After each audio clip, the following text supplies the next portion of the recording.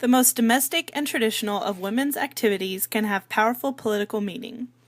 Industrialization and development notwithstanding, some women still fabricate many of the objects they and their families wear and consume. Whether they are very wealthy or living in poverty, most women are engaged in some kind of artistic or craft production. From preparing social foodstuffs and crafting ceremonial objects to fabricating basic necessities such as clothing, furnishing, or household goods.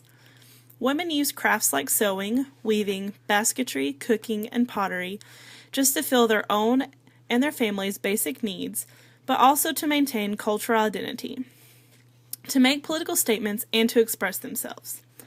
Using traditional methods of craft production is one way women choose to pass on their heritage to their children and to remind themselves and others what it means to be a part of a particular community.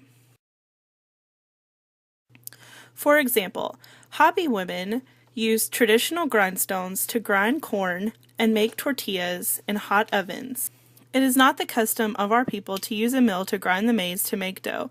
We use a grinding stone that is an ancient stone passed down from our ancestors.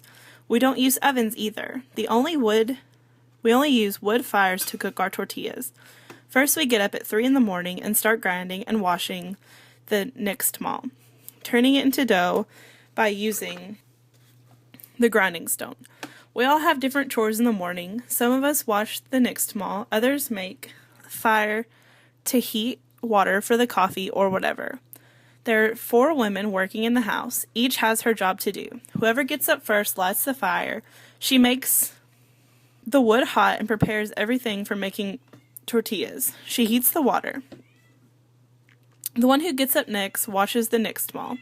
Outside, the third one washes the grinding stone, gets the water ready, and prepares everything needed for grinding the maize. When the fire is made and the nixtamal washed, everyone starts grinding.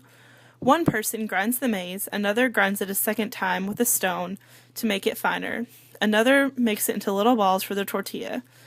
When that's all ready, we start making tortillas, says one Hopi woman about her traditions.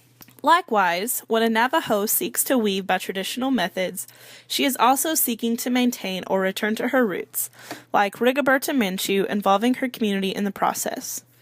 Traditionally, Navajo blanket weaving requires a particular lifestyle. Ideally, the wool would come from a woman's own sheep, which her husband, brothers, or son herd, and which she and they follow, moving from summer to winter grounds. She should clean, comb, and dye the wool herself from fibers available locally and use a particular kind of loom. And because the fabric is made by hand and all by her and her daughters, here and there the fabric will contain stray hairs of their own woven into the whole. The pattern should look right when the blanket is draped over the body a certain way and may be well designed with a particular person in mind. Thus, a Navajo blanket is made by traditional methods is more than a decorative object. It stands for a commitment to living traditionally. When Ashkenazi Jewish women around the world make bread and prepare their households for the Sabbath, they are doing something similar, creating a Jewish space that not only their grandmothers and great-grandmothers, but also Jewish women on the other side of the world will recognize.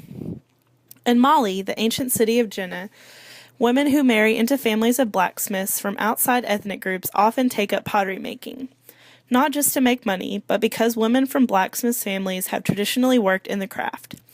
Going through an apprenticeship in pottery helps a woman integrate into her new family, who often press her to take it up. Women also make crafts with explicit political messages.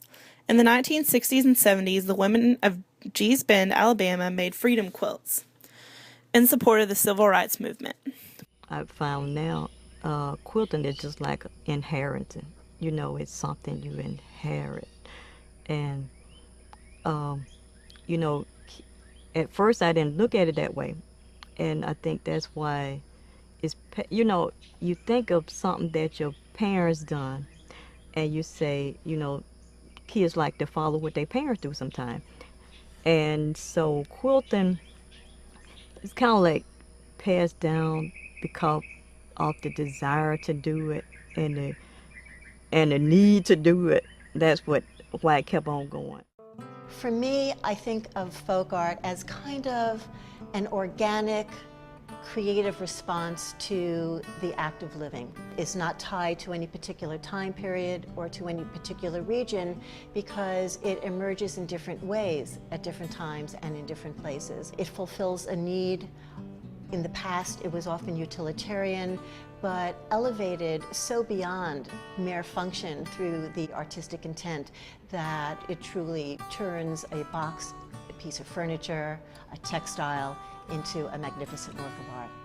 Quilts during the 18th and 19th centuries were utilitarian, but they were also the most monumental works of art of their day. Quilts are a form of American folk art that in past centuries the skill would have been handed down through a family, through a community. It would bring families together, it would bring communities together, so a woman could express herself in that way. We are sitting in an exhibition called Women Only. All of the artworks are drawn from the museum's collection, and they were made by very young girls, teenagers, young adults, and older women. Star quilts altogether requires an even greater level of precision than other types of pieced quilts because you're starting with a center and it's growing and radiating. So as each concentric ring expands, if there's a flaw in your first star, it's just going to be exaggerated as the quilt top grows. Pacific Islanders have been particularly attentive to the ways tradition becomes part of modern culture, identity, and national self-awareness. For instance, Maori women and men in New Zealand and Samoan migrants to the United States and New Zealand wear tattoos, in part as a way of connecting to and carrying on their traditions. In Papua New Guinea, the bilam, or net bag, a woman's craft that has spread throughout the country in the last few decades, has become one of the most important and widely recognized symbols of traditional culture of the Papuan womanhood. Each region produces its own kind of net bags, ranging from the purely functional to the ceremonial and highly decorated. Like the women of Gee's Bend, Chilean activists turned to folk art. In their case, the arpillera applique images of rural life and landscapes sewn into burlap to make tapestries and political protest. Working in the basements of Catholic churches with donated supplies, Chilean women of the mid-1970s and 1980s used the arpilla to document the kidnappings and disappearances of their relatives. The churches displayed and sold the tapestries to support the women and their families, who were often deeply impoverished, at once supporting the protest movement and providing the women an outlet to express their grief and pain. Crafts, which have only begun recently to receive serious scholarly attention as art forms, can resonate through several dimensions of women's lives and have both covert and overt political meaning. They can commemorate events and people in the life of a woman and her family, helping them keep their family or their ethnic traditions alive. They can act as an anchor for tradition while a world of unnecessary change tries to sweep families along. They can unite women for common purposes, function as a form of political advertisement, and pay for social and political movements.